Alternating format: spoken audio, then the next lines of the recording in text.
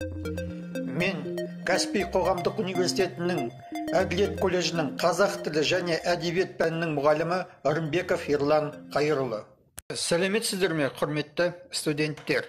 Сіздер бүгін түбір сөздердің емлесін біліп, оған қосымшалардың жалғауын үйренесіздер. Қазақ тілінде түбір сөздер тіл үндесі бойынша жазылады. Азамат, ынтымақ, босаға, тұрмыс, әсем, мемлекет, зет, үміт, сөйлем. Қазақ тілінің емлесінің негізгі ережелерінің 11-ші параграфы бойынша сөздер бірыңғай жуан не жіңішке үндесіммен жазылады. Ескерту. Кейбір кірме сөздерде үндесім сақталмай жазылады. Құзырет, құдірет, мұғалім, қызмет, қошемет, ақырет, қасиет, қадір, кітап, тауқымет, қазірет. 12-ші параграф бойынша сөз тіркесіндегі жеке сөздердің негізгі тұлғасы сақталып жазылады. Мысалы, құлын, құлын емес, жүзім, жүзім емес, көйлек, көйлек емес, жүрек, жүрек емес, орындық, орындық емес, көк орамал, көк орамал емес.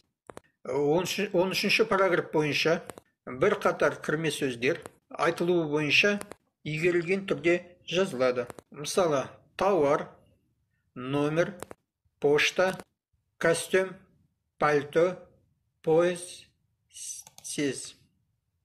Енді қосымшалардың жалғауына тоқталайық. 14-ші параграфта қосымшалар түбір сөздің соңында соңғы буындағы дауысты дыбыстың үндесіміне қарай не жуан, не жіңішке болып жазылады. Мысалы келтірсек, жұмысшылардың, қарттардың, бақшамызда, мекемеде, берекесі, теңізшілер, кітаптың. Ал 15-ші параграф бойынша сөздің соңғы дыбысы қатаң болса, оған жалғанатын сөздер қатаңдан басталады. Дауысты ұяң немесе үнді болса, қосымшалар ұяң немесе үндіден бастап жалғанады.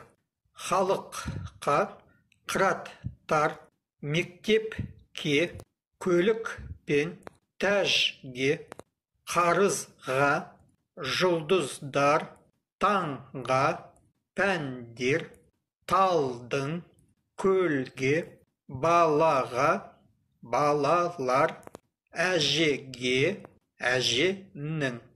16-ші параграфта түбірдің соңғы буынында үнді дауысты дыбыстан кейін у, әріптері тәуелді қосымшасы жалғанғанда түсіріліп жазылады. Ауыл, аулы, дауыс, даусы, ерін, еріні, халық, халқы, орын, орны, ғұрып, ғұрпы, қырық, қырқы, көрік, көркі. Ескерту. Мағынасына нұсқан келетін сөздерде түсірілмей жазылады. Құлып, құлпы, көрік, көрігі, ұстаның құралы, қалып, қалыбы, нанның қалыбы, құрық, құрығы, сандық мағына, нарық, нарығы, термин.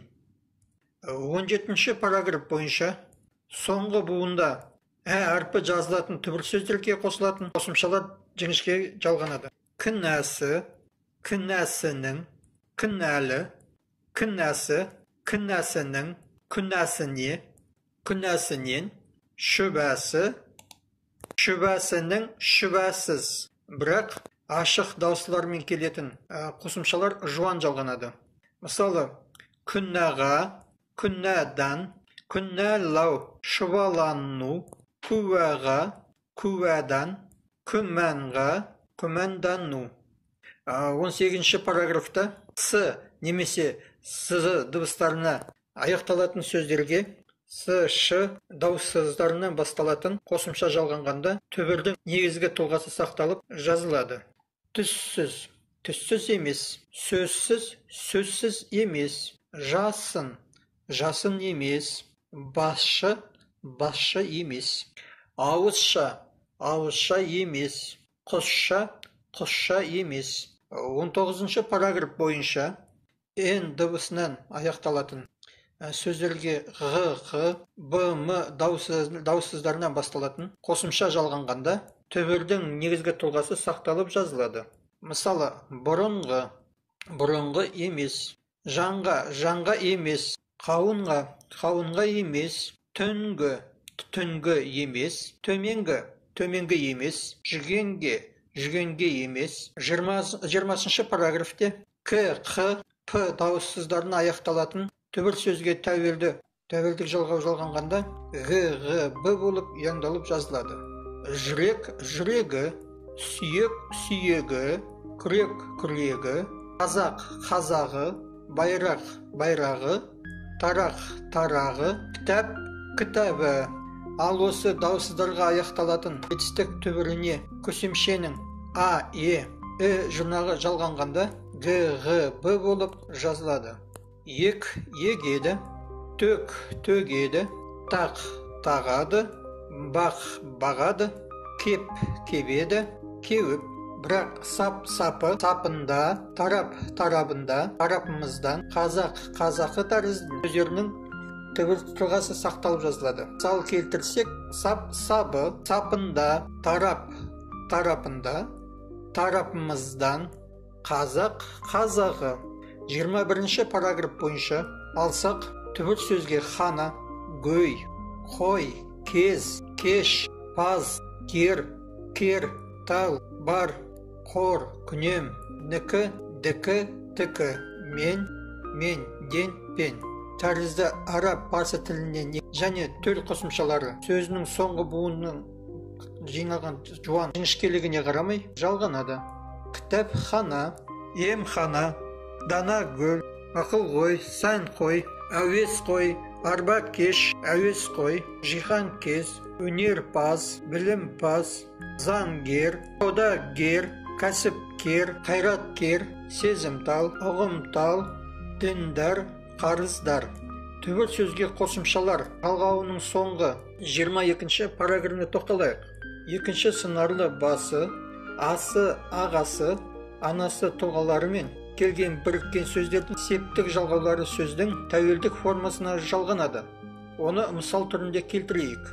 Ел басына, ел басын, ел басында, от басына, от басын, от басында, қонағасын, қонағасына, қонағасында, отағасына, отағасын, отағасында, отанасына, отанасын, отанасында.